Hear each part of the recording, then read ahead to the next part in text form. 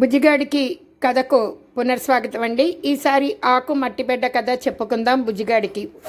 బుజ్జిగాడు వాళ్ళ అమ్మ దగ్గరికి వెళ్ళి, అమ్మ నా ఫ్రెండ్ ఇలా, నా ఫ్రెండ్ అలా అని ఎప్పుడూ చెప్తూ ఉంటాడనమాట. ఒకరోజు వాళ్ళ అమ్మ చెప్పింది, నాన్న నువ్వు ఫ్రెండ్స్ మీద కంప్లైంట్స్ ఇస్తే వాళ్ళ మీద నువ్వు ఇలా మాట్లాడామనుకో నీకు ఫ్రెండ్షిప్ నిలవదు నాన్న. అలా అని ఏమీ కూడా ఆశించకూడదు. ఫ్రెండ్షిప్ అంటే నిస్వార్థంగా ఉండాలి, సెల్ఫిష్నెస్ ఉండకూడదు. మనము వాళ్ళకి ఎర చూపించకూడదు. వాడు ఇవాళ నాకు పెన్సిల్ ఇవ్వలేదు, రేపు నేను వాడికి చాక్లెట్ పెట్టను, ఇలాంటి మాటలు మనం మాట్లాడుకోకూడదు. దానికి ఉదాహరణగా నీకు ఇక చెప్తా విను. ఒకసారి ఆకులు కింద పడిపోయిన ఆకులు కొంతకాలానికి గాలికి కొట్టుకుపోతాయి. కాబట్టి ఆకులు అనుకునేట, నేను శాశ్వతంగా భూమి మీద ఉండాలంటే నేను ఏం చేయాలి, ఎవరితో స్నేహం చేయాలి, నాకు రెస్క్యూకి ఎవరు వస్తారు, నన్ను ఎవరు కాపాడతారు అని ఆలోచించి ఆ ఆకులు ఏం చేసాయంటేను, తనకన్నా బరువైనది మట్టి కాబట్టి మట్టి బిడ్డతోటి స్నేహం చేసిందిట.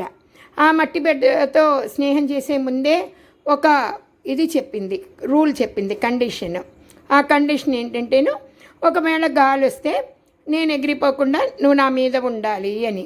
వెంటనే మట్టి బిడ్డ కూడా తన స్వార్థాన్ని తను కూడా నిరూపించుకోవటానికి ఆకుతోటంది, మరి వాన వస్తే నేను తడిసిపోకుండా నువ్వు నన్ను కప్పుతావా అని అడిగింది. ఎందుకంటే ఆకు మట్టి బిడ్డ మీద ఉంటే మట్టి బిడ్డ తడవదు, ఆకు బరువుగా ఉంటుంది కాబట్టి అది ఎగరదు అని వాటి ఉద్దేశం.